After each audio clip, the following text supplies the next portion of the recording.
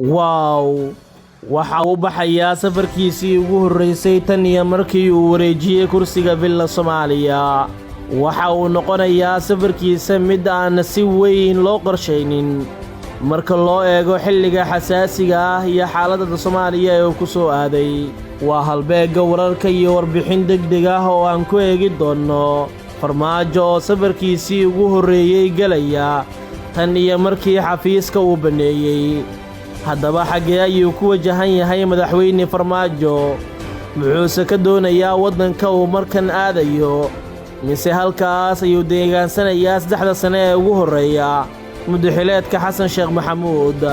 Warbixintan ayaan daawade kugula wadaagaynaa xog iyo macluumaad hoose, balse marka hore sii sheergaree muuqaalkan oo leegna saar, kuna soo biir boggeenna Facebook ee halbeegga wararka si aad ula socoto xogaha iyo muuqaalada halkan aynu ku baahino. Waa hagaag aynu ku horeyne madaxweynihii hore ee Jamhuuriyadda Federaalka Soomaaliya Mudane Maxamed Cabdilaahi Farmaajo ayaa waxa uu samayn doonaa safarkiisii ugu horreeyay tan iyo markii uu wareejiyay xukunka dalka. Xubno ka agdhow Farmaajo ayaa halbeegga wararka u xaqiijiyay inuu ku wajahan yahay magaalada Istanbul ee dalka Turkiga, halkaasi oo uu ka dhici doono shirweyne siyaasadda Soomaaliya looga hadli doono. Farmaajo ayaa guddoomin doona kulan xubnaha nabad iyo nolol isugu imaanayaan oo ka dhacaya Istanbul si loo falanqeeyo arrimaha xisbigaasi oo ah mid la rabo in la ballaariyo. Qurbo-joog iyo xubno aad ugu dhowaa nabad iyo nolol oo ka tegay Soomaaliya iyo Kenya ayaana gaaray Istanbul si ay uga qayb galaan shirkaasi nabad iyo nolol isugu imaanayaan.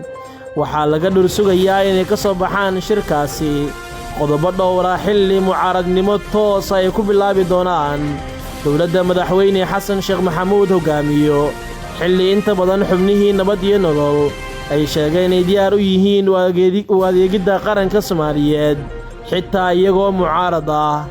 Farmaajo waxaa Turkiga uga sii horreeya saaxiibkiisii siyaasadda Fahad Yaasiin Xaaji Daahir oo isagu ah geed fadhiga ugu weyn ee nabad iyo nolol, iyadoo markan ay suuragal tahay in la dejinayo istiraatiijiyad iyo qorshe ballaaran oo looga hortegayo nidaamka damul jadiid ee Soomaaliya ka hana qaaday si aysan ugu xoogaysan doorashada 2026.